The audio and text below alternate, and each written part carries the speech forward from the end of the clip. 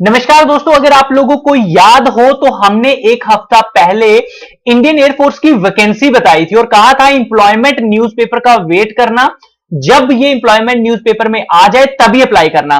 तो दोस्तों आज बताना चाहूंगा कि वो वैकेंसी आ चुकी है और आपकी लास्ट डेट 11 अगस्त 2019 बन रही है। 13 जुलाई 2019 को जो एम्प्लॉयमेंट न्यूज़पेपर आया उसमें ये वैकेंसी आ चुकी है।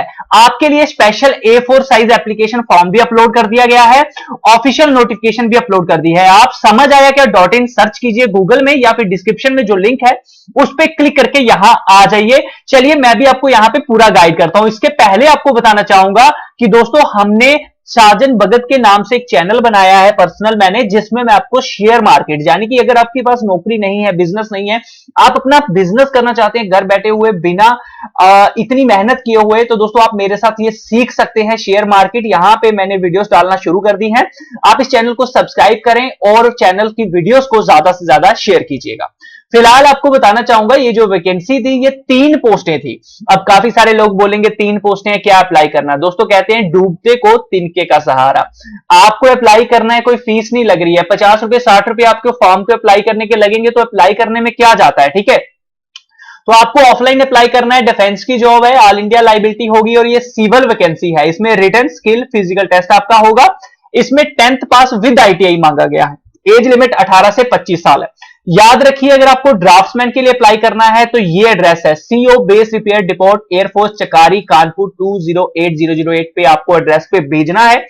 अगर आप C&SMV के पोस्ट के लिए भेजना चाहते हैं तो इस पे भेजिए इस एड्रेस पे।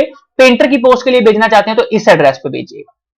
अब देखिए यहां पे आपको ये मिलेगा A4 साइज पेपर, यहां पे हम क्लिक करते हैं, ठीक है। और इसी के साथ ये जो न्यूज़पेपर है इसको भी हम यहां पे जो नोटिफिकेशन है इसको भी ओपन कर लेते हैं ताकि हम नोटिफिकेशन को रीड करके फॉर्म फिल कर सके। सबसे पहले तो कुछ यहां पे परफॉर्मा है, देखिए इसके अंदर जो इन्होंने परफॉर्मा दिया था वो कुछ इस तरह से था, टेढ़ा मेढ़ा, यहां से लेके कुछ यहां तक था, इस तरह से, है ना। तो इसीलिए भैया मैंने इसको बिल्कुल सीधा करके आपको 2 पेजों में ये बना दिया है। ये देखो यहां पे प्रॉपर, तो अलग अलग। अब इसको फिल कैसे करना है चलो वो देखते हैं। कहते हैं application for the post of, किस पोस्ट के लिए अप्लाई कर रहे हो, ड्राफ्ट्समैन की या किसकी? अब यूनिट, कौन से यूनिट में अप्लाई कर रहे हो, चेन्नई वाले, हैदराबाद वाले या कौन से? देखो यहां पे आपको एक मिल रहा है यूनिट, कौन सा? CO equipment DO part air force station हकीकत वाला, एक डिपोर्ट वाला स्टेशन अवादी चेन्नई वाला, एक चकाई कानपुर वाला। तो जिसमें भी आप भेज रहे हो वो छोटा सा कानपुर वगैरह यहां पे लिख देना। उसके बाद किस पोस्ट के लिए अप्लाई कर रहे हो, ड्राफ्ट्समैन की, ट्रेडमैन, सिंपल वही आ गया पहले। अब यहां पे क्या आएगा, अपना नाम बड़े अक्षरों में, बड़े अक्षरों में जाने की कैपिटल लेटर में, अपने पापा का नाम लिखिए, डेट ऑफ बर्थ लिखिए और अपनी बर्थ सर्टिफिकेट की कॉपी भी लगा दीजिएगा। मैं इसमें आपको थोड़ी सी क्वालिफिकेशन बता देता हूं। यहां पे देखिए आपकी 12वीं पास होनी चाहिए और इसी के साथ 2 year diploma in mechanical drawing और सिविल इंजीनियरिंग हो जाए, या मैकेनिकल ड्राइंग हो जाए, या मैकेनिकल इंजीनियरिंग हो जाए, चल जाएगा, या इलेक्ट्रिकल इंजीनियरिंग भी चल जाएगा, ड्राफ्ट्समैनशिप का भी चल जाएगा, किसी भी इंडस्ट्रियल ट्रेनिंग इंस्टीट्यूट यानी कि ITI के थ्रू। या फिर इसके अलावा इन्होंने कहा है कि about 5 year experience in draftsman in government institute, ये होना भी यहां पे जरूरी है। इसके बाद इन्होंने कहा है कि अगर आप अप्लाई करते हैं C&SMW की पोस्ट के लिए, यहां पे भी आपकी 10वीं पास और ITI जो है वो होनी चाहिए copper Smith and sheet metal worker from ये।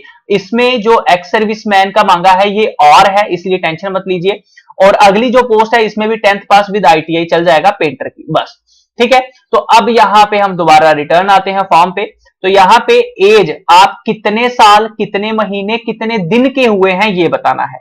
एड्रेस दोस्तों अब इसमें तो मुझे बताने की जरूरत नहीं है कि आपका विलेज क्या है, पोस्ट ऑफिस क्या है, डिस्ट्रिक्ट क्या है, स्टेट क्या है। परमानेंट एड्रेस होता है जहां पे आपका अपना घर है। कोरस्पोंडेंस एड्रेस वो होता है जो आप कहीं रेंट पे रह रहे हैं, कहीं हॉस्टल में रह रहे हैं, ठीक है, समझ गए।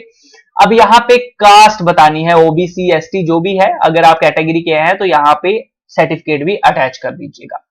एजुकेशन क्वालिफिकेशन, आप कितने पढ़े लिखे हैं वो डिटेल बताइए और जितनी क्वालिफिकेशन बताएंगे 11वीं 12वीं उसकी सारी मार्कशीट भी साथ में लगा दीजिएगा। एनी अदर क्वालिफिकेशन है तो बताइए, यानी कि ITI वगैरह।